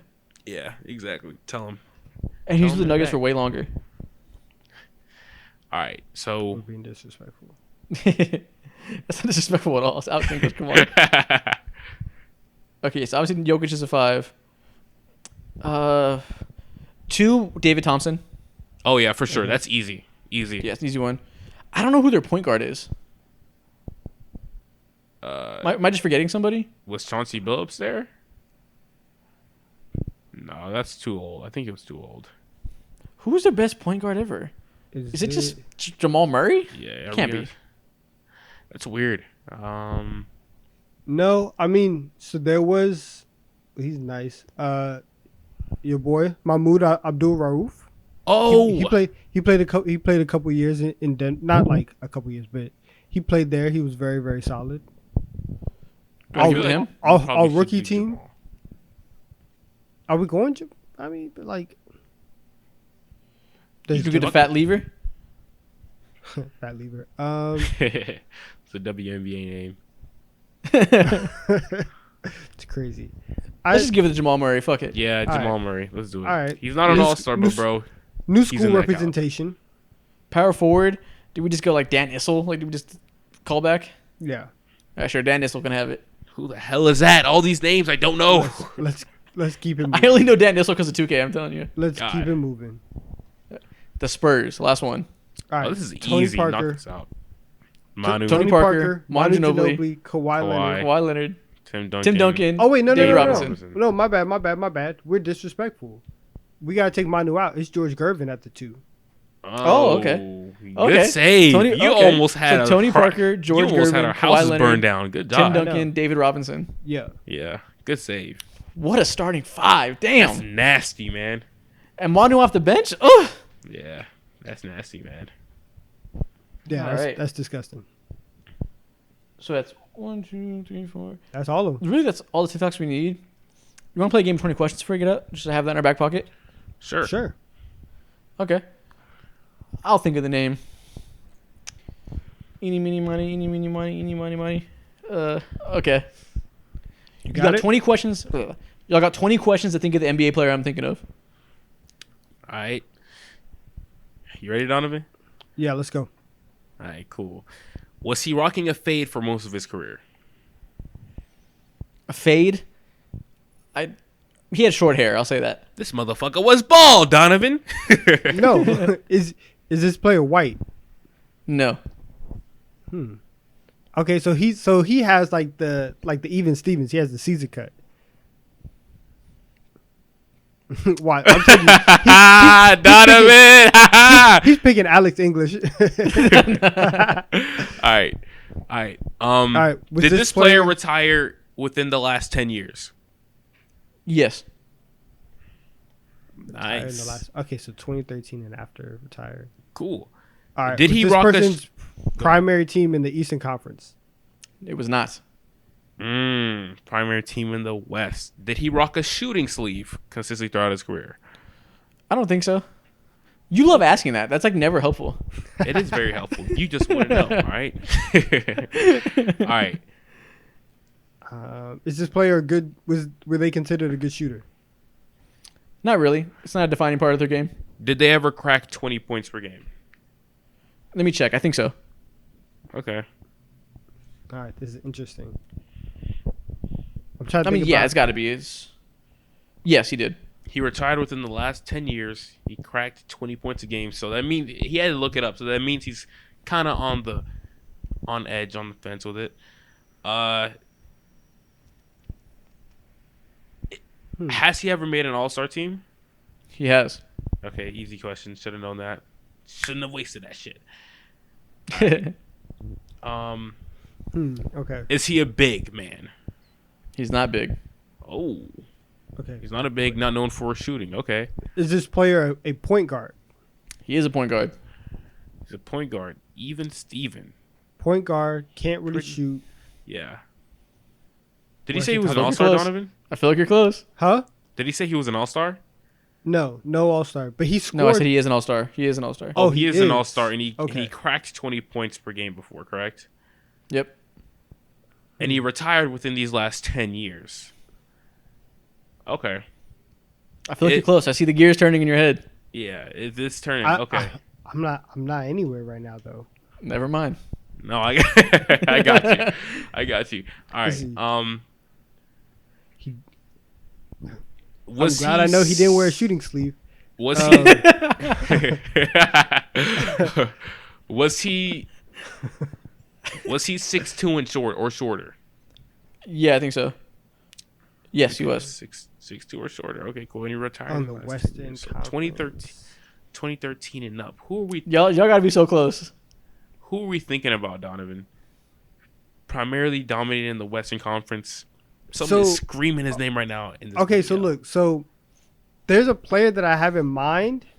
Say it. The team he's best known for is in the East, but he spent a majority of his career in the West. Say it. You got it. Is this Isaiah Thomas? This is not Isaiah Thomas. Damn, that was a good guess, though. That was a good guess. What question are we at? 13. Oh, yeah. 13. Damn. Okay, we can't burn I these. said he retired in the last 10 years. Isaiah Thomas is a terrible guess. Why he retired in the last 10 years? Oh, you mean new Isaiah Thomas? Okay. Yeah. No, either way, it's no. Okay. Yeah, he averaged like 28 or something like that. So we need someone who's on the edge, on the borderline. Who's a point guard who retired in the last 10 years? Was This an is- all-star. There's multiple. Yeah, there's multiple. And he dominated in the Western. Not dominate, but he I was in the mean, Western if you Conference. think about like the All-Star guards since 2013 in the West, like who's the West been dominated by though? Like Since 2013, that's like yeah, like you the had Kyries, the Westbrook the era. West. I said he Yeah. retired in the last 10 years. Why would he be dominating since 2013? Oh, that is true. That is true. I'm helping you out. Like, why would that be a frame of reference? That is true. Okay. Ah, damn. Okay, why are we was so this- stuck? 7 questions left. Yeah. Why are we so stuck, dog? Okay, I don't know. were they drafted before 2004? Yes. Before 2004. Is this Baron Davis? This is not Baron Davis. Dang. Oh, I don't know why. Is this Tony Parker? Dude. No. Yes. No. What? I'm capping. This is Tony Parker. Yeah. Okay. There we go. Easy one. Damn. Let's go. We got it. Finally got there. This man got really it. was a Charlotte Hornet towards the end of his career. Number one hater. man. Embarrassing. Yeah. This man really fucked his teammate's wife. Embarrassing. Wow. Well, guys, that is the show. If you're still here, comment Tony Parker is a bad guy. Let me see that in the comments. Tony Parker is a bad guy. Wow. This was a great Propaganda. episode. Love it. It is true. Do some Googles. Yeah. All right. All right, y'all. We'll see you next time. Follow the Discord.